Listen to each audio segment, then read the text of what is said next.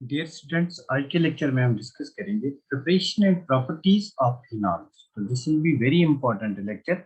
इसमें हम डिस्कस करेंगे preparation and properties of phenols.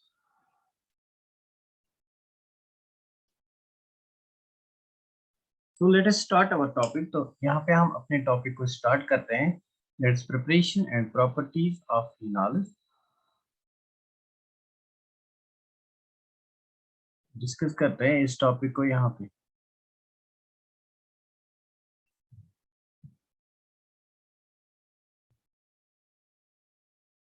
Now see, number first will discuss preparation of phenols. तो phenol की बात करेंगे। तो मेरे पास ये फिनॉल है, दिस इज फिनॉल। फिनॉल का एक और नाम होता है, इसका एक और नाम होता है।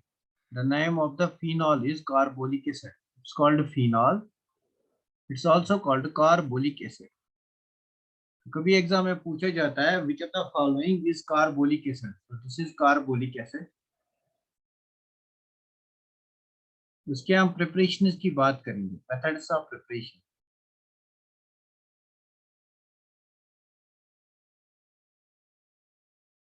Methods of preparation.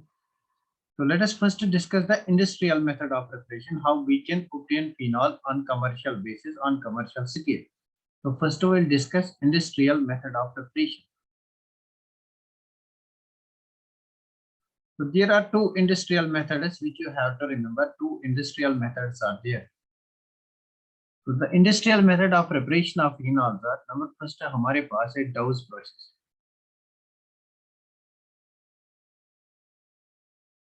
तो बेसिकली पहले ही हमने इस प्रोसेस को डिस्कस किया है। तो इस प्रोसेस में हम क्या करते हैं, वी टेक हम फिनॉल को प्रिपेयर करते हैं फ्रॉम क्लोरोबेंजीन। तो हमारे क्लोरोबेंजीन पास क्लोरोबेंजीन होता है, दिस इज क्लोरोबेंजीन। तो क्लोरोबेंजीन में हमें पता है it does not undergo SNR substitution nucleophilic reactions under ordinary conditions.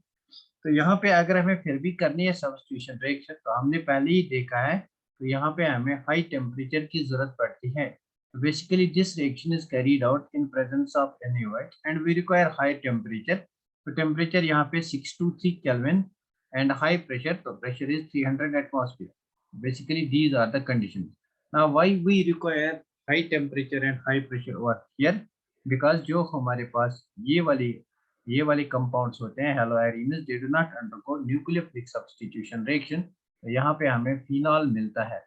Basically this is very important from exam point of view. तो आ सकता है एग्जाम में द इंडस्ट्रियल मेथड ऑफ और the commercial method of preparation of phenol is. Similarly हमारे पास second method है। तो second method में हम फिनॉल को प्रिपेयर करते हैं कमर्शियली फ्रॉम क्यूमीन। हमारे पास क्यूमीन होता है, this is cumene. Now what is cumene, this is cumene. तो यहाँ से मिथल ग्रुप है और यहाँ से मिथल ग्रुप है, this compound is called cumene. आप क्यूमीन को कैसे बनाओगे, how can you prepare cumene?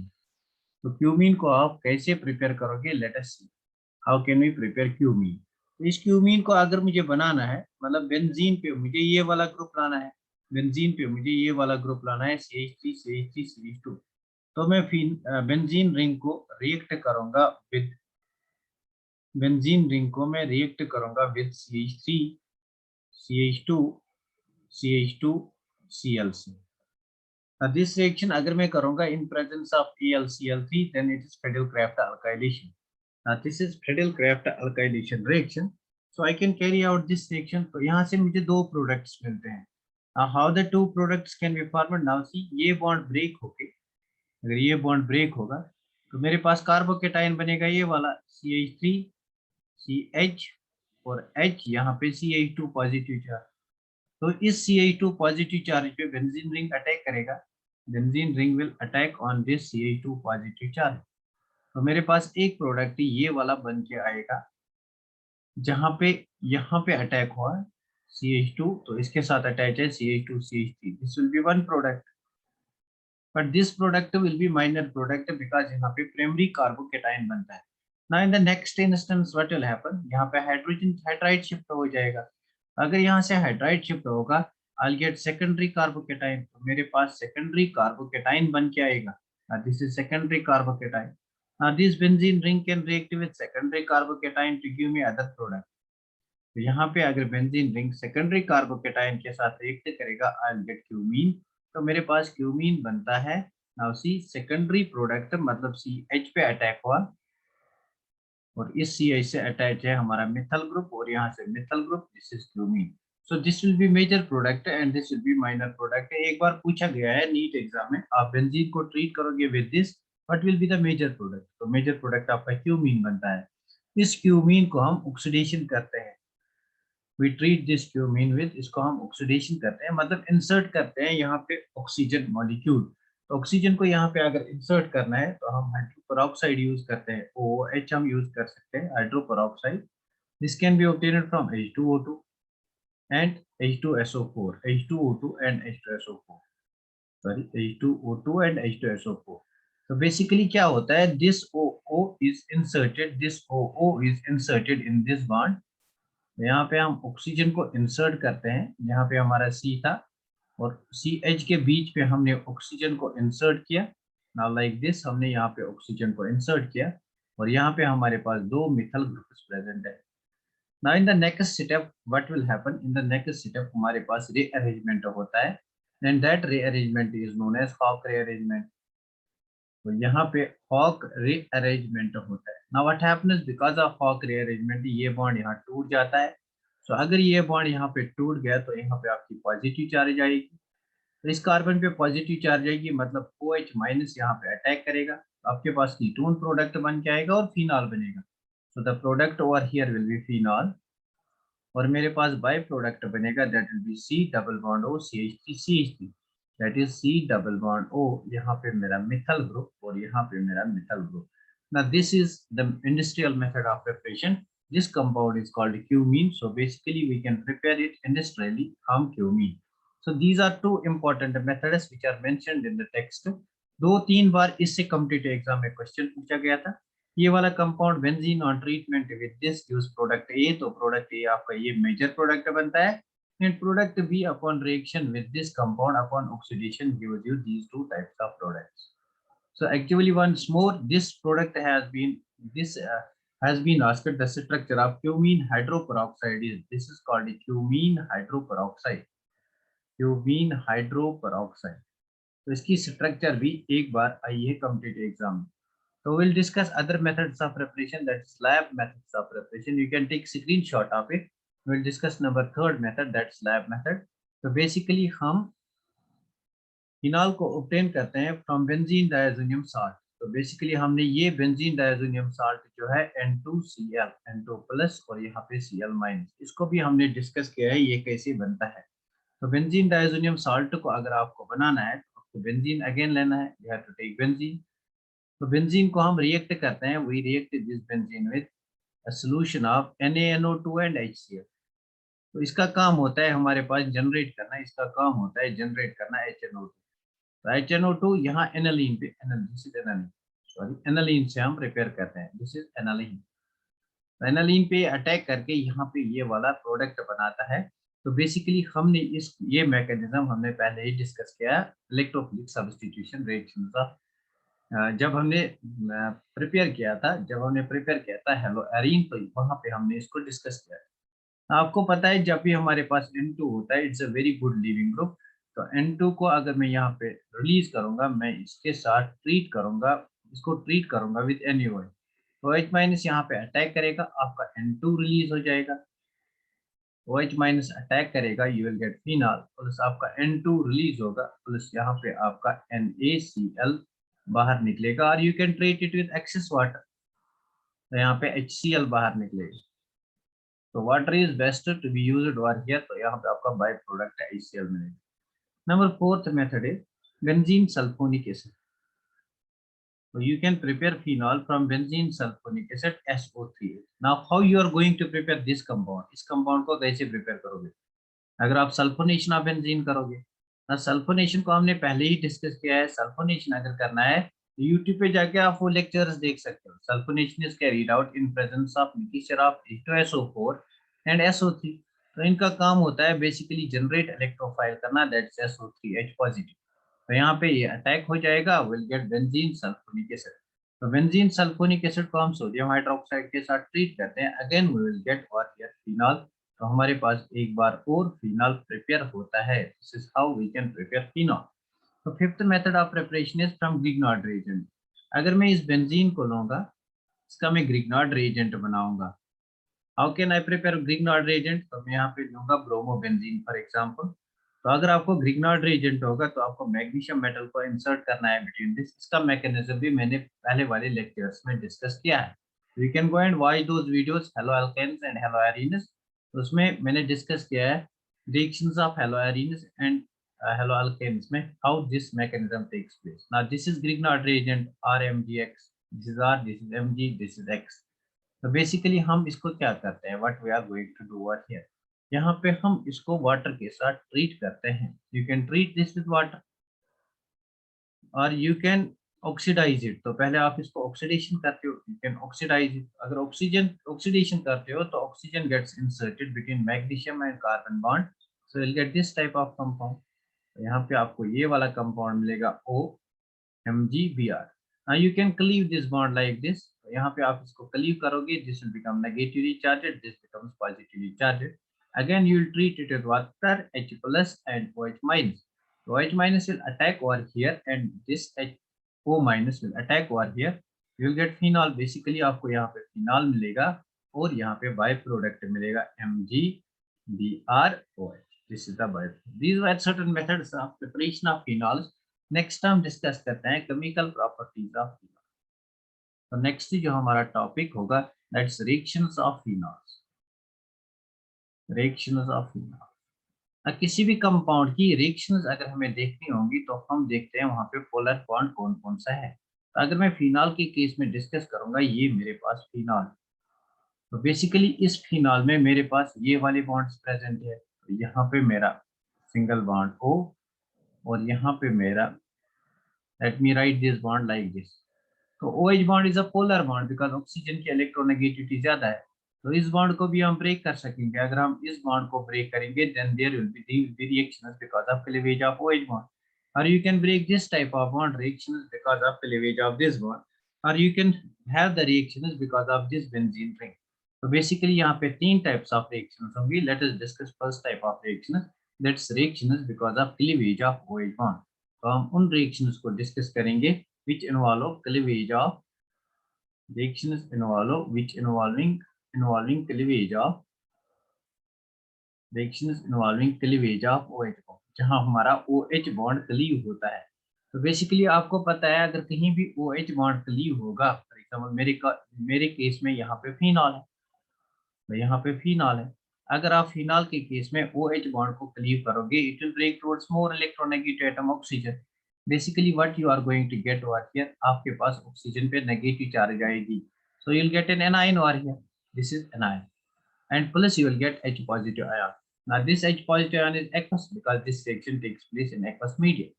So all those species which give H plus ions, they are Arrhenius acids, therefore phenol is acidic in nature, it is Arrhenius acid। Now how much acidic it is, how much a compound is acidic, it depends upon certain factors, and this ion is called a phenoxide ion। तो इस ion को हम phenoxide ion कहते हैं। Now हमें discuss करना है ये एसिडिक नेचर जो फिनॉल का है ये कौन से फैक्टर्स पे डिपेंड करेगा। ना किसी भी कंपाउंड का जो एसिडिक नेचर होता है, किसी भी कंपाउंड का जो एसिडिक नेचर होता है, पहले हम देखेंगे ये कौन से नेचर पे डिपेंड करता है, कौन से फैक्टर्स पे डिपेंड करता है। अगर हम एसिडिक नेचर की बात करेंगे, number first it depends upon, ना ये मेरे पास एसिड है और this is negatively charged species, this is the base. इसको मैं कंजुगेट बेस, इसको हम कंजुगेट बेस कहते हैं। Now what's a conjugate base, the acid and base we differ by proton. तो यहाँ पे एक प्रोटॉन है, यहाँ पे प्रोटॉन की कमी है, तो this compound and this compound they differ by proton, therefore this is called conjugate base of this acid. तो ये जो कंजुगेट बेस है ये स्टेबल होनी चाहिए। अगर ये कंजुगेट बेस स्टेबल होगा तब जाके ये ज्यादा बनेगा, अगर ये ज्यादा बनेगा तब जाके आपका H प्लस ज्यादा निकलेगा, मतलब equilibrium will shift in forward direction अगर आपकी कंजुगेट बेस स्टेबल होगी। तो basically number first factor is stability of conjugate base, stability of conjugate base, conjugate base। The more stable the conjugate base is, we can say, अगर stability of conjugate base, अगर ये conjugate base ज्यादा stable होगा तो आपका इसका formation ज्यादा होगा, H plus ion will be more liberated over there basically आपका एसिडिक नेचर इंक्रीज होगा। हम कहेंगे stability of conjugate base, more the stability of conjugate base, हम यहाँ पे लिखेंगे कंजुगेट बेस जो होता है, if it stability increases, if its stability increases, then what happens? Equilibrium will shift in forward direction. According to Le-Chatelier's principle, equilibrium will shift in forward direction. It will shift in forward direction. By forward direction, I mean that more H plus will be released. More H plus ion concentration will be released. So if more H plus ion will be released, more will be the acidic. Acidic character यहाँ पे ज़्यादा होगा. So now how we can say that this is a resonance stabilizer? This is stabilized anion. So you can see over here. आपके पास phenol ion है. Now see there is a condition for resonance. Negative charge, single bond, pi bond. This is the condition of resonance. इसको यहाँ लाओ, इसको यहाँ लाओ. You will get a resonance structure. आपके पास जो resonance structure आएगी वो बन के आएगी. This is double bond O. तो यहाँ पे negative charge, यहाँ पे double bond, यहाँ पे double bond. There will be one more resonance structure. इसको यहाँ लाओ, इसको यहाँ लाओ. आपके पास वन मोर रेजोनेंस स्ट्रक्चर आएगी. यहाँ पे आपकी नेगेटिव चार्ज आएगी, डबल बॉन्ड यहाँ पे, डबल बॉन्ड यहाँ पे, डबल बॉन्ड ओ यहाँ पे. ना इसकी एक और रेजोनेंस स्ट्रक्चर आ सकती है. तो यहाँ पे इसको शिफ्ट करो, इस पाई बॉन्ड को यहाँ पे शिफ्ट करो, you get double bond over here, double bond over here, negative charge over here, double bond over here. Basically मतलब इसमें बहुत सारी रेजोनेंस स्ट्रक्चर्स हो सकती है. तो यहाँ पे एक और रेजोनेंस स्ट्रक्चर आ सकती है, इसको यहाँ पे शिफ्ट करो, इसको यहाँ पे शिफ्ट करो, you will get this type of resonance structure. तो यहाँ पे आपका double bond, double bond, double bond, double single bond O minus.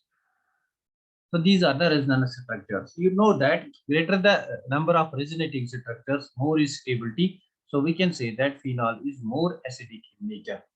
So number second, जो भी ये ionization होती है, ionization means distillation of a compound into ions. It is indicated by means of ionization constant K. So number second is greater the value of K. ज़्यादा अगर ionization होगी, तो more is greater the value of K, more is the amount of H plus ion release. So more will be acidic nature. So more will be acidic nature. But the values of Ka जो हमारे पास होते हैं, values of Ka वो usually large होते हैं. They are difficult to manipulate. Therefore हम Ka को निकालते हैं in terms of Pk. K is inversely proportional to Pk. मतलब अगर आपका Ka ज्यादा है तो Pk कम होना चाहिए. तो मैं यहाँ पे लिखूंगा phenols का Pka जो होगा that will be small. अगर आपके कंपाउंड का pK स्मॉल है, उसका मतलब Ka ज्यादा है, उसका मतलब H प्लस ज्यादा है, उसका मतलब एसिडिक नेचर ज्यादा है. तो फॉर एग्जांपल हमारे पास तीन कंपाउंड्स हैं X, Y और Z. इनका pK वैल्यू है 5.1, इसका है 9.2, इसका है 11.3. तो आपको बताना है सबसे ज्यादा एसिडिक कौन सा होगा. जिसमें pK वैल्यू कम होगा that will be most acidic. तो इन तीन में से ये वाला मोस्ट एसिडिक है. These are two factors. Number third factor किस पे एसिडिक नेचर डिपेंड करेगा, दैट इज दिस बॉन्ड. ये इस बॉन्ड की स्ट्रेंथ पे. अगर OH bond very strong bond होगा तो it will not be easily cleaved, it will not be easily cleaved. तो बेसिकली आपका H प्लस आयन इजीली नहीं निकलेगा. तो OH आयन की, OH बॉन्ड की स्ट्रेंथ किस चीज पे डिपेंड करेगी, ये डिपेंड करेगी यहाँ पे कितनी इलेक्ट्रॉन डेंसिटी है. अगर ऑक्सीजन पे इलेक्ट्रॉन डेंसिटी ज्यादा है, this bond will be strong. तो अगर इलेक्ट्रॉन डेफिशिएंसी ऑक्सीजन पे है, then this bond will be weak. तो बेसिकली हम देखेंगे कौन से फैक्टर्स हैं जो रिस्पॉन्सिबल हैं इस बॉन्ड को स्ट्रॉन्ग या वीक बनाने में. Let us take examples. तो आपकी टेक्स्ट में दिया गया है एक टेबल, तो दैट टेबल इज इंपॉर्टेंट है. तो उस टेबल को हम यहाँ पे डिस्कस करते हैं. मेरे पास फिनॉल है, ये मेरे पास फिनॉल है ना. सी ये मेरे पास एक और फिनॉल है, बट यहाँ पे मैं इस फिनॉल में, यहाँ पे मैं इस फिनॉल में एक इलेक्ट्रॉन विड्रॉविंग ग्रुप लगाऊंगा. This is electron withdrawing group. मेरे पास एक और फिनॉल है, यहाँ पे मैं इस फिनॉल में एक इलेक्ट्रॉन डोनेटिंग ग्रुप लगाऊंगा. Electron donating group for example methyl. Now see यहाँ पे मेथल ग्रुप इलेक्ट्रॉन देगा, मतलब यहाँ पे इलेक्ट्रॉन डेंसिटी यहाँ की ओर हो जाएगी, मतलब यहाँ पे इलेक्ट्रॉन डेंसिटी इंक्रीज हो जाएगी, मतलब ये OH बॉन्ड स्ट्रांग हो जाएगा. मतलब वी विल से अगर फिनॉल पे इलेक्ट्रॉन डोनेटिंग ग्रुप प्रेजेंट होगा तो उसका एसिडिक नेचर कम हो जाता है. Acidic nature decreases. Why? Because electron donating group will increase the negative charge on oxygen atom. Because EDG group जो होगा, EDG group will increase DDG group will increase electron density on oxygen atom, and hence OH bond becomes stronger. OH bond becomes stronger. अगर OH bond आपका strong बन गया तो it will not break easily. Acidic nature will decrease. Acidic nature will decrease. तो acidic nature आपका decrease हो जाएगा यहाँ पे. It will decrease. Similarly, अगर मेरे पास इलेक्ट्रॉन विड्रॉइंग ग्रुप है, it will pull electrons towards itself. तो यहाँ पे इलेक्ट्रॉन्स को अपनी तरफ खींचेगा. तो अगर ये इलेक्ट्रॉन्स को अपनी तरफ खींचेगा, electron density on oxygen atom will decrease. अगर इलेक्ट्रॉन डेंसिटी कम हो गई, OH बॉन्ड वीक हो जाएगा. OH बॉन्ड वीक हो जाएगा, this will become more acidic. तो यहाँ पे कोई इफेक्ट नहीं है, यहाँ पे कोई ग्रुप प्रेजेंट नहीं है. तो हम इन तीन में से कहेंगे if this is A, this is B, this is C. तो सबसे ज्यादा एसिडिक वो वाला कंपाउंड होगा जहाँ पे इलेक्ट्रॉन विड्रॉइंग ग्रुप होगा. इलेक्ट्रॉन विड्रॉइंग ग्रुप बी पे प्रेजेंट है. सबसे वीक एसिडिक वो होगा जहाँ पे इलेक्ट्रॉन डोनेटिंग ग्रुप है, दैट इज सी. इनके बीच में आएगा हमारा A. This will be acidic nature. This will be acidic nature. तो ये हमारे पास एसिडिक नेचर ऑफ फिनॉल हो गया इन तीन कंपाउंड्स में. तो ये हमारे पास एसिडिक नेचर ऑफ फिनॉल हो गया इन तीन कंपाउंड्स में. अगर मैं पीके की बात करूंगा तो जितना ज्यादा एसिडिक होगा उतना कम उसका पीके है. तो पीके ए ऑफ, जितना कम एसिडिक होगा उतना ज्यादा पीके होगा. PK of C is greater than that of A which is greater than that of B. तो ये पीके की भी बात हो गई. तो let me take more examples. Basically मेरे पास OH है यहाँ पे. तो यहाँ पे मेरा नाइट्रो ग्रुप है O माइनस, यहाँ पे डबल बॉन्ड O प्लस. इसे ऑर्थोनाइट्रोफिनॉल. तो मेरे पास पैरानाइट्रोफिनॉल है. मेरे पास एक और कंपाउंड है, that's paranitrophenol. This is paranitrophenol. Very good. This is compound A, this is compound B. आपको बताना है इन दो में से ज्यादा एसिडिक कौन सा होगा. कहाँ H plus ion easily remove हो जाएगा. नाउ सी, यहाँ अगर आप गौर से देखोगे, if you have a close look, तो आप यहाँ पे देखोगे in case of orthonitrophenol there is possibility of net hydrogen bonding, intramolecular hydrogen bonding. If there is hydrogen bonding तो आपका ये OH जो है it is not easily available. So this will become slightly less acidic than that of paranitrophenol. So B will be more acidic than A.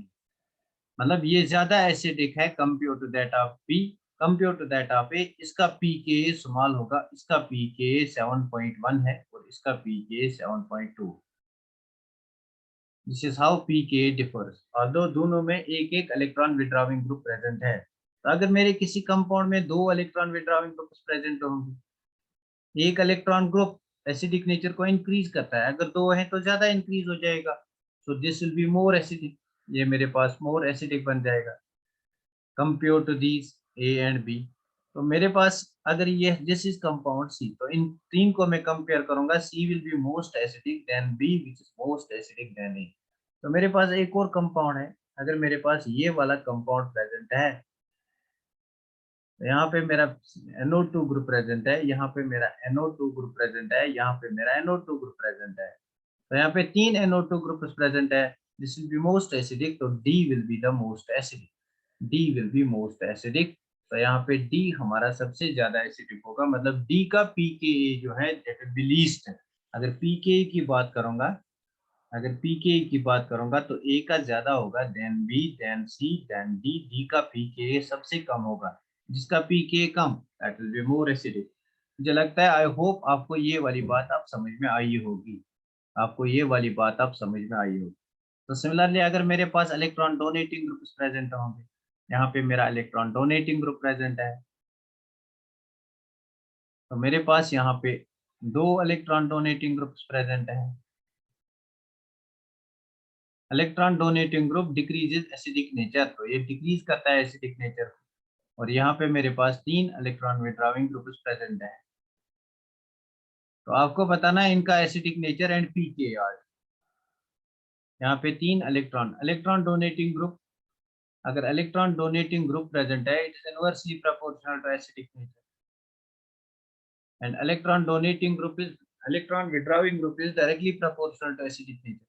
तो यहाँ पे तीन electron donating groups present हैं, 3 अल्काइल ग्रुप्स प्रेजेंट हैं, तो ज्यादा अगर electron donating groups present है, एसिडिक नेचर कम हो जाता है। More the number of this, less will be this. तो यहाँ पे अगर इसको मैं ट्रीट करूंगा A, this is B and this is C, तो ए जो है that will be most acidic compare to B compare to C, because in this case electron donating groups का नंबर जो है वो ज्यादा है। तो this will be the order of acidic nature, this will be acidic nature. अगर pK की बात करेंगे, what is the order of pK, तो pK of C will be greater than B, which will be more than that of B. तो this is the pK order. PK order, आप acidic order निकालो, pK order उसका उल्टा हो जाएगा, पीके order. अगर के ए ऑर्डर निकालना होता है, के ए ऑर्डर सेम होता है as that of acidic order, तो K A order will be. तो यहाँ पे बेसिकली हमने 3 बातों का ध्यान रखा। तो नेक्स्ट हम डिस्कस करते हैं कौन सी रिएक्शंस हो सकते हैं। Now we have concluded that phenols are acidic in nature, phenols are acidic in nature. Now you can easily clarify yourself, phenols are more acidic than that of alcohols. These are more acidic than alcohol, more acidic than alcohol. Now how they are more acidic than alcohol, see, मैं यहाँ पे compare करूंगा phenol और alcohol. तो मेरे पास ये वाला compound है, ये वाला कंपाउंड जो मेरे पास है ये फिनॉल है। तो मेरे पास ये वाला कंपाउंड है CH3 CH2OH, तो दिस इज फिनॉल। यहाँ पे आपको इलेक्ट्रॉन डोनेटिंग ग्रुप्स प्रेजेंट है, लेकिन यहाँ पे रेजोनेंस होगा, यहाँ पे फिनॉक्साइड आयन जो बनेगा, यहाँ पे जो फिनॉक्साइड आयन बनेगा after the loss of proton, that is resonance stabiliser.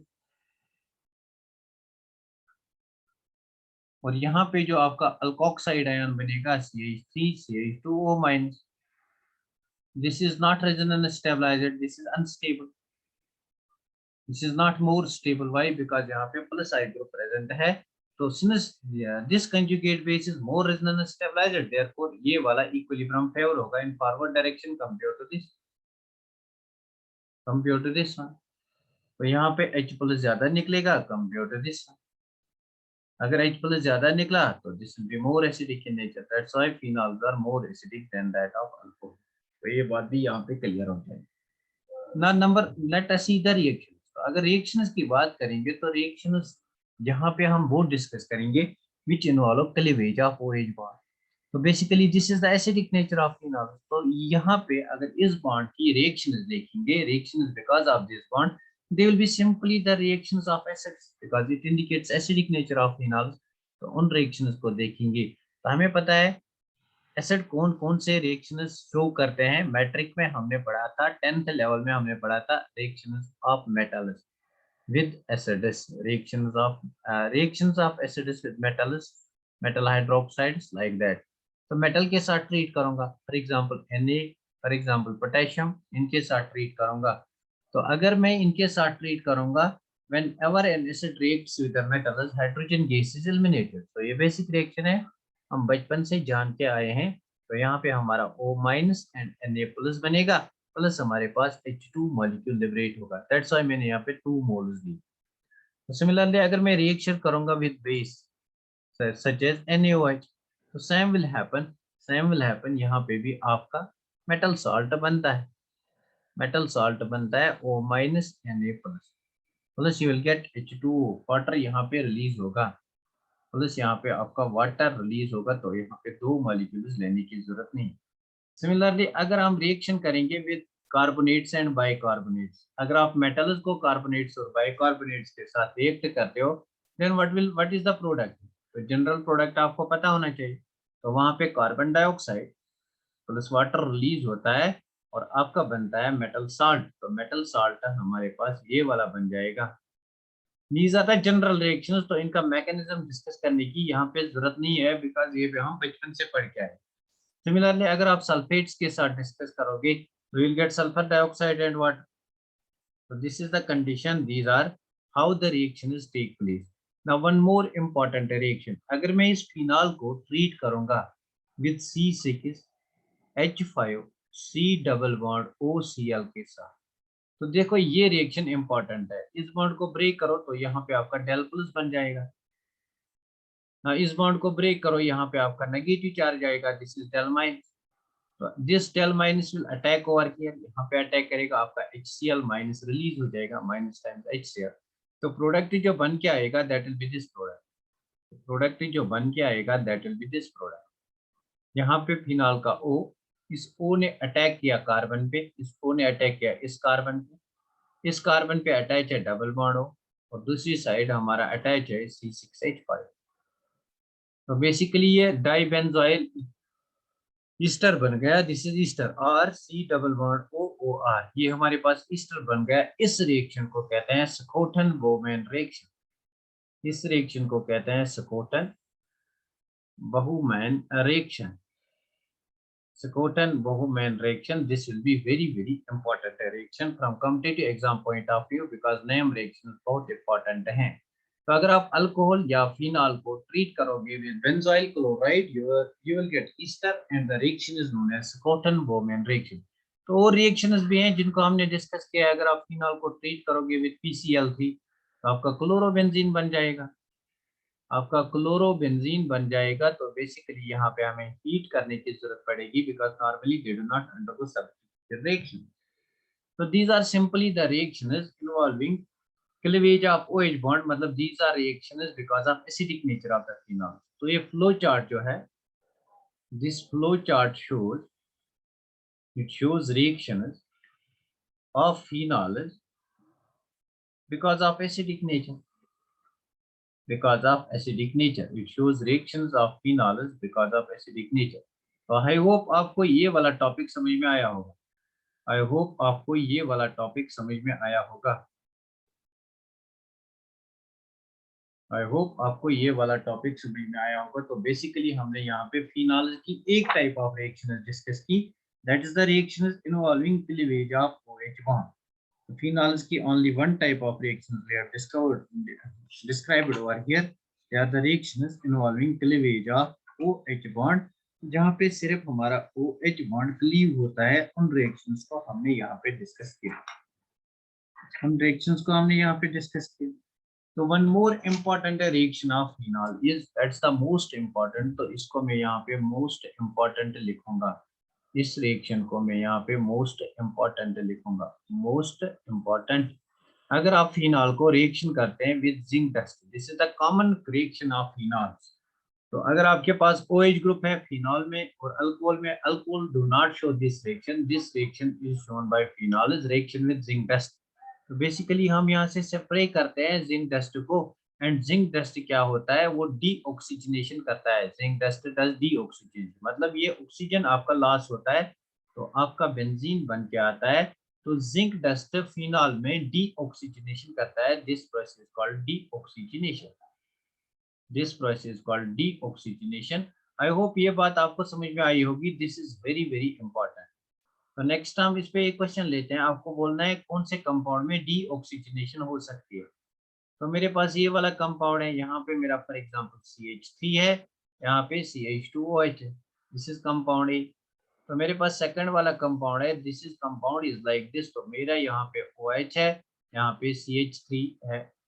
तो थर्ड कंपाउंड मेरे पास है ये वाला कंपाउंड, तो यहाँ पे मेरा OH है और यहाँ पे मेरा COOH है। तो फोर्थ कंपाउंड मेरे पास ये वाला कंपाउंड है, यहाँ पे मेरा CH3 है, यहाँ पे मेरा CH2OH और यहाँ पे मेरा COOH है। तो आपको बताना है which among these undergoes deoxygenation reaction with zinc, which among these undergoes deoxygenation reaction with zinc. तो आपको बताना है जिंक के साथ डीऑक्सीजनेशन रिएक्शन किसकी होगी। तो डीऑक्सीजनेशन रिएक्शन जो होती है, डीऑक्सीजनेशन रिएक्शन जो है in with zinc, deoxygenation reaction with zinc, it is characteristics of phenol, ये फिनॉल्स में होता है। तो यहाँ पे चेक करो, this is not phenol, phenol is a compound जहाँ पे OH डायरेक्टली अटैच है बेंजीन रिंग। तो this can not be your answer, you can cross this answer. तो this can not be your answer, यहाँ पे आपका phenolic group नहीं है, OH group is not directly attached to the benzene ring, तो this can not be answer. तो यहाँ पे आपका फिनॉलिक ग्रुप है, OH directly attached to benzene ring, OH directly attached to benzene ring. तो the correct options are B and C। I hope आपको ये वाला लेक्चर समझ में आया होगा। I am going to stop over here, next में हम डिस्कस करेंगे reactions because of benzene ring.